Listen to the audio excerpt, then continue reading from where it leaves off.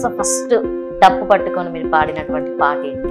ఆడబిడ్డల కోసం. యాపాది నా చేదుపై పోయింది బతుకు బారామయ్యే కోయిలా, బతుకు బారామయ్యే కోయిలా. అంటే ఊరికి వెళ్ళినప్పుడు ఇంత చదివినటువంటి వ్యక్తి ఈ డప్పు పట్టుకొని ఏంటి అసలు అని చెప్పేసి మిమ్మల్ని వెటకారంగా మాట్లాడడం ఇలాంటివి ఏమన్నా జరిగాయా? మా దుబ్బాక నియోజకవర్గం ఎమ్మెల్యే కొత్త ప్రభాకర్ రెడ్డి. సో ఇప్పుడు డప్పు పట్టుకునే వాళ్ళు కూడా మీరు అబ్బాయిలకే కాకుండా నాకు తెలిసి అమ్మాయిలకు కూడా కొన్ని వేల మందికి అనుకుంటారు. సో మీరు డప్పు నేర్పించడం జరిగింది. తెలంగాణ వ్యాప్తంగా ఒక 1500 అమ్మాయిలకు ఒకటేసారి 20 రోజులు అలా నేర్పించిన మేడం.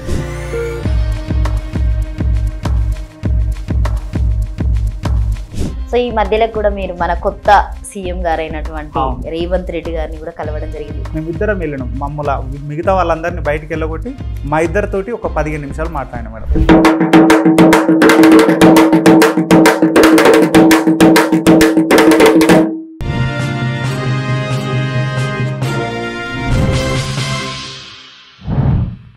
అందరికీ నమస్తే, నేను మీ anchor Lavanya. Welcome to social post TV.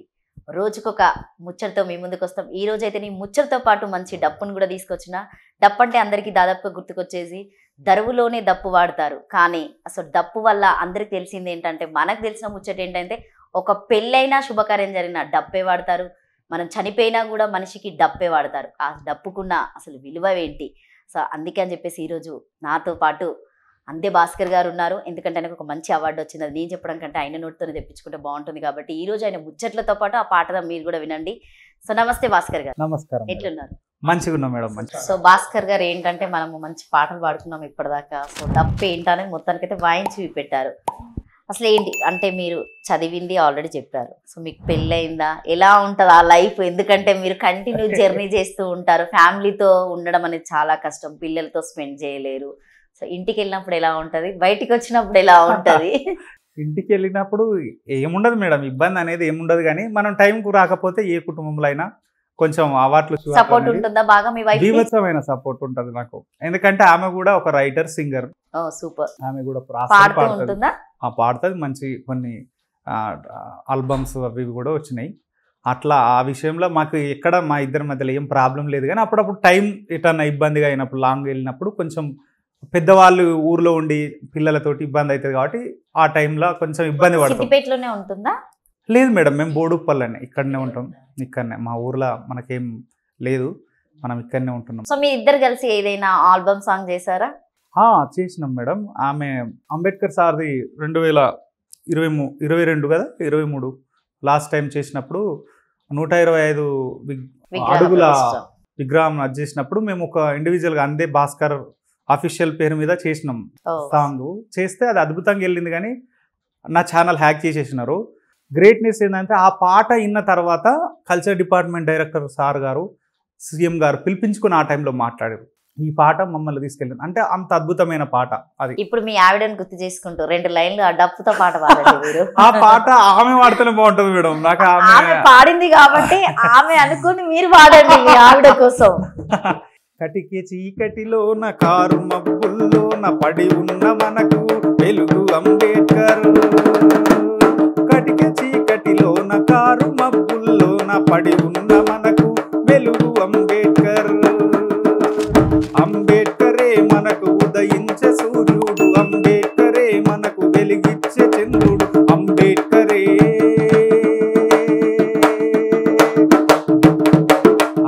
అంబేద్కరే మనకు వెలిగిచ్చే చంద్రుడు.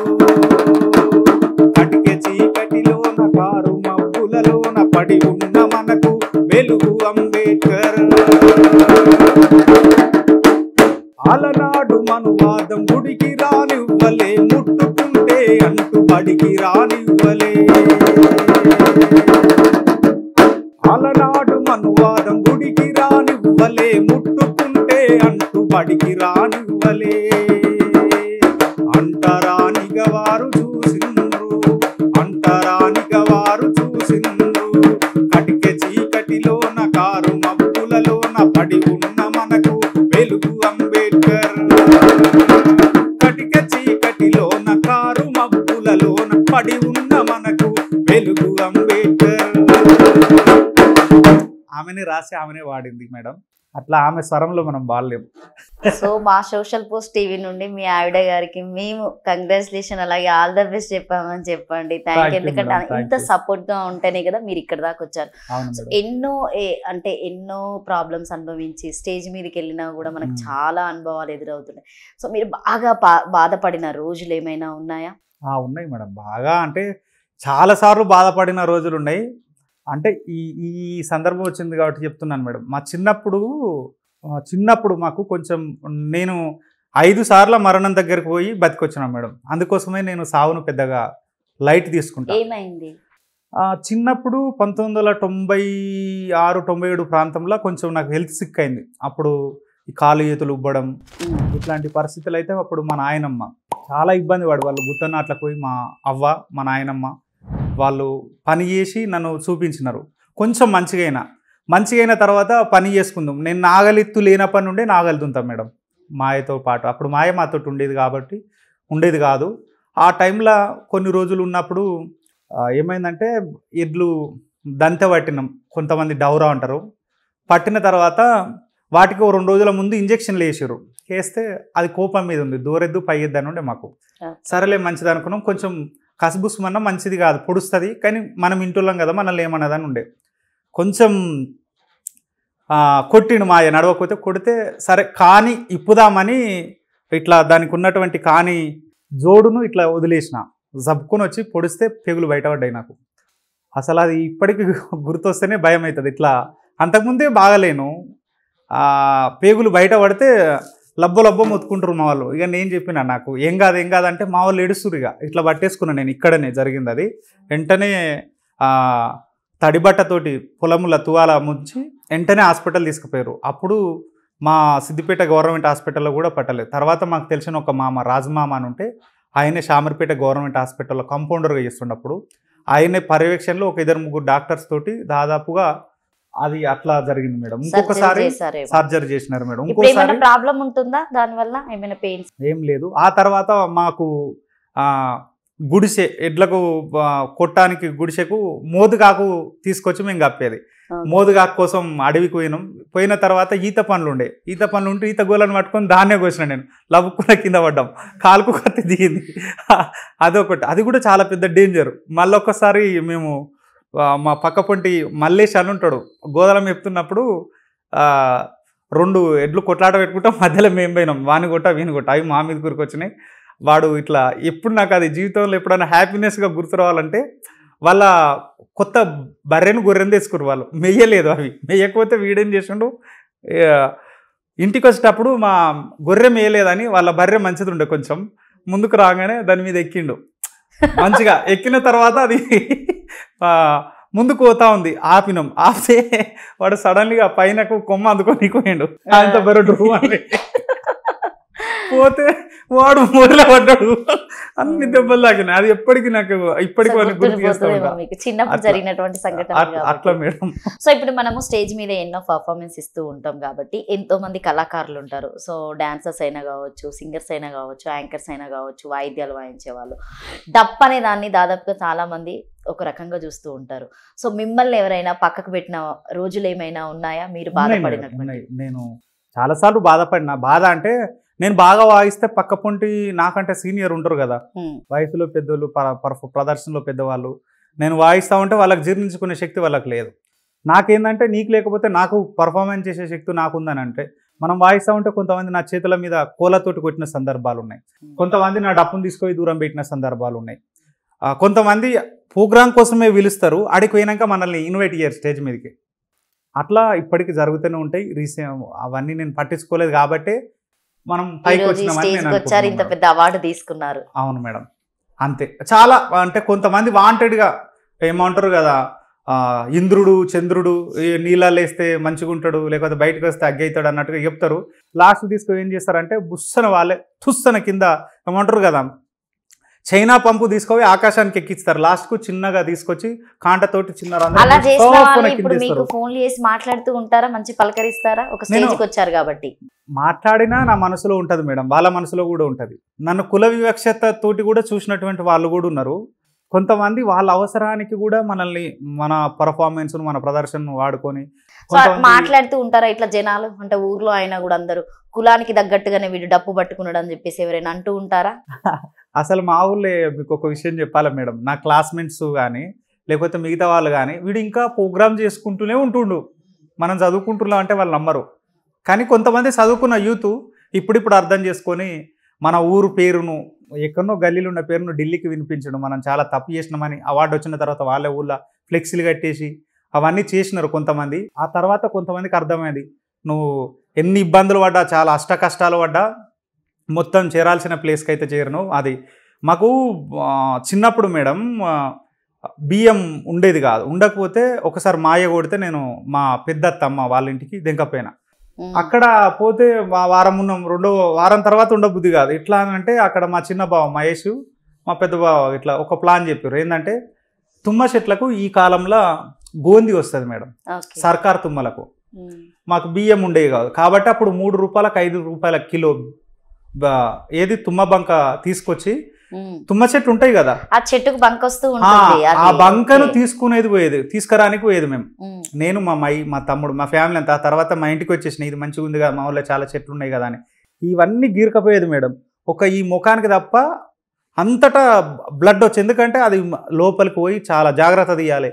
ఒక్కొక్కసారి కమ్మకత్తి ఉండదు, ఉన్న గొడ్డల్ని ఇట్లా నరికేసుకుంటూ, అది ఎంత పెద్ద చెట్టు అయినా సరే దాన్ని చాలా ఓడుపుతోటి పట్టుకొని వచ్చి రోజు 5 బుడ్ల సంచడు తీసేది మేము. 5 బుడ్ల సంచడు అసలు ఎంత తిరిగితే 5 బుడ్ల సంచడు అవుతుంది. అట్లా అవలీలంగా తీసేది మేము.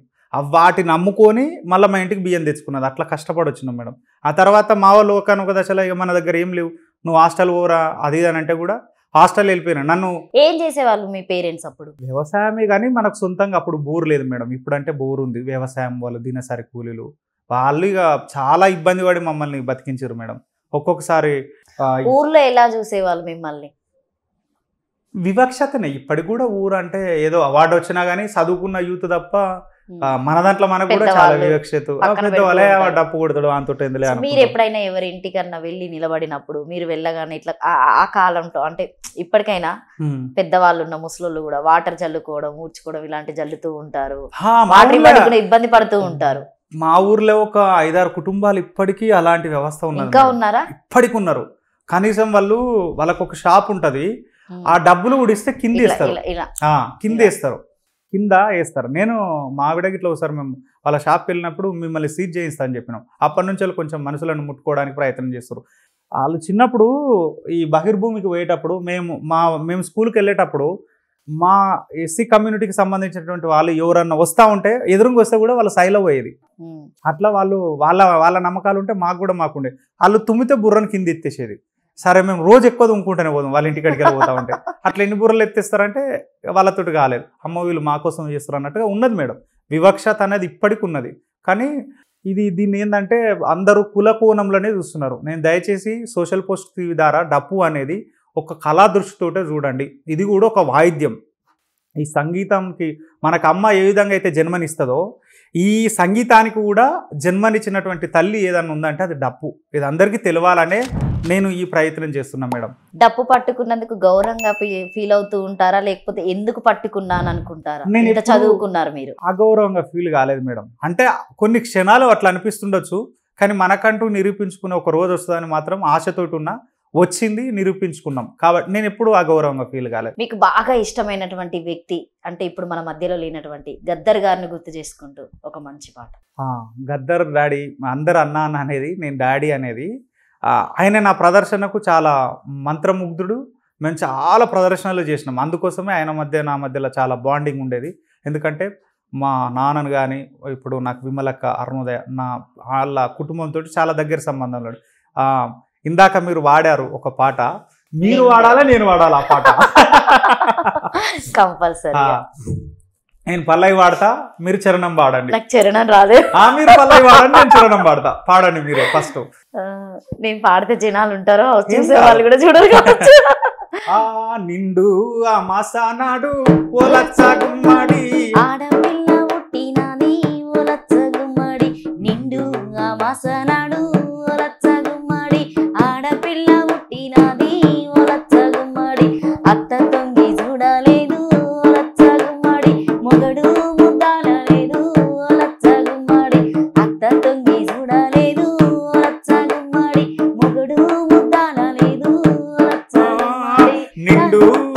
అమాసనాడు ఓ లచ్చ గుమ్మాడి ఆడబిడ్డ ఉట్టినాదో ఓ లచ్చ గుమ్మాడి అత్త తొంగి చూడాలేదు ఓ లచ్చ గుమ్మాడి మొగడు ముద్దాడరాలే ఓ లచ్చ గుమ్మాడి బట్టాలల్లా చుట్టుకొని ఓ లచ్చ గుమ్మాడి బాయిలా వాడయ్యావోతే ఓ లచ్చ గుమ్మాడి బాయిలున్న గంగమ్మ ఓ లచ్చ గుమ్మాడి చెల్లి దానమియ్యమందో ఓ లచ్చ గుమ్మాడి నిండు అమాసనాడు ఓ లచ్చ గుమ్మాడి ఆడబిడ్డ ఉట్టినాదో ఓ లచ్చ గుమ్మాడి నిండు అమాసనాడు ఓ లచ్చ గుమ్మాడి ఆడబిడ్డ ఉట్టినాదో ఓ లచ్చ గుమ్మాడి.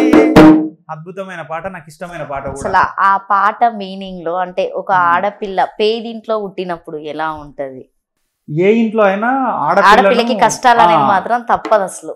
అట్లా మేడం, ఏ ఇంట్లో అయినా చూసే వాళ్ళ చూపులలో తేడా అంతే తప్ప మంచోళ్ళు ఉంటే ఇప్పుడు ఫ్యామిలీ సపోర్ట్ చేస్తేనే మీరు ఇక్కడికి వచ్చినారు. మంచి తండ్రులు ఉంటారు, మంచి కొంతమంది అన్నదమ్ములు డిస్క్రిమినేషన్ చేసే వాళ్ళు ఉంటారు. ప్రతి కుటుంబంలో అది ఉన్నదే వ్యవస్థ. అట్లా మేడం.